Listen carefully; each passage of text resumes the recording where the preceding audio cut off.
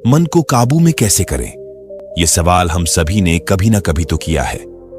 इस प्रेरणादायक बुद्ध कहानी में हम एक आसान उपाय से जानेंगे कि कैसे हम अपने मन को नियंत्रित करके अपने जीवन को सकारात्मक दिशा में कैसे बदल सकते हैं।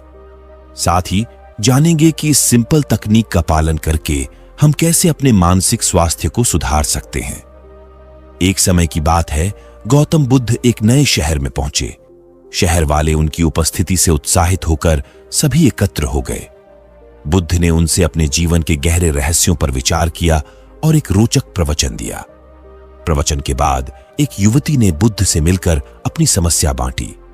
भगवान, मेरा मन हमेशा अशांत रहता है, मैं अपने मन को काबू में कैसे करूं?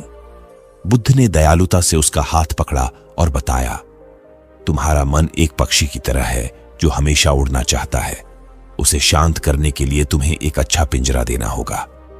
युवती ने हैरानी से पूछा, लेकिन भगवान, मैं पिंजरा कहां से लाऊं? बुद्ध ने विस्तार से बताया, तुम्हें अपने मन को प्रेम में रखना होगा।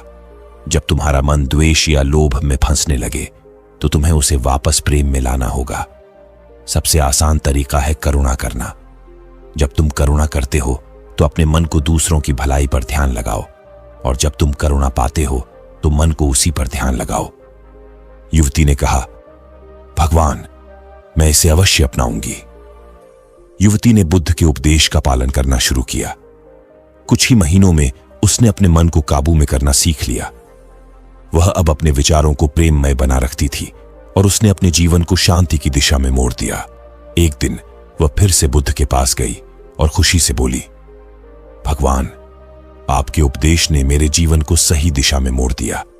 मैंने अपने मन को काबू कर लिया है और अब मैं अपने संबंधों में सुख पाती हूं। बुद्ध ने प्रसन्नता से कहा, तुमने बहुत अच्छा काम किया है युवती। अब तुम अपने मन का सही तरीके से उपयोग करके अपने जीवन में करुणा की ओर बढ़ सकती हो। युवती ने कहा, आपका आभार है भगवान।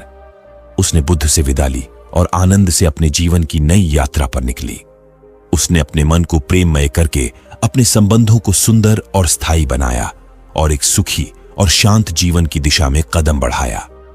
इस कहानी से हमें यह सीखने को मिलता है कि मन को काबू में करना एक बड़ी सीख है जो हमें अपने जीवन को सकारात्मक बनाने में मदद कर सकती है।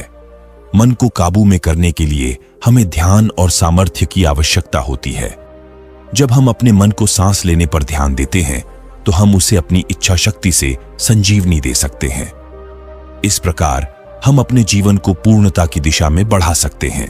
यह कहानी हमें यह भी दिखाती है कि जीवन को निरंतर सुधारते रहना हमारे हाथ में है और सही मार्गदर्शन से हम अपने मन को नियंत्रित कर सकते हैं। यह एक बहुत बड़ा सफलता का सूत्र है कि हमें अपने लक्ष्यों की प्राप्ति के लिए मन को अपने साथ मिलकर काम करना चाहिए। इससे हम सच्चे आनंद और समृद्धि की दिशा में बढ़ सकते हैं और अपने जीवन को सार्थक बना सकते हैं। मन को काबू में करने के लिए आप कुछ और भी उपाय अपना सकते हैं, जैसे कि मेडिटेशन करें। मेडिटेशन से आप अपने मन को एकाग्र कर सकते हैं और अपने विचारों को नियंत्रित कर सकते हैं। मेडिटेशन से आपका मन शुद्ध और स्पष्ट होता है और आप अपने लक्ष्यों की ओर बढ़ते हैं। मेडिटेशन करने के लिए आप रोजाना कुछ समय निर्धारित करें और एक शांत और स्वच्छ जगह पर बैठें। अपने सांस को ध्यान से देखें और अपने मन को वर्तमान में रखें। अगर आपका मन भटके तो उसे वापस सांस पर लाएं। इस प्रक्रिया को कुछ मिनट तक दोहराएं। आप चाहें तो किसी ध्वनि या मंत्र का भी उपयोग कर सकते हैं। अपने काम से प्यार करें। अगर आप अपने काम से प्यार करते हैं तो आपका मन उसमें लगा रहेगा और आपको अपने काम को अच्छी तरह से करने में आनंद आएगा। अपने काम को एक चुनौती या एक अवसर के रूप में देखें और अपनी क्षमता को बढ़ाने के लिए प्रयास करें। अपने काम में रचनात्मकता और उत्साह लाएं और अपने काम के परिणामों से संतुष्ट हों। अपने विचारों पर गौर करें।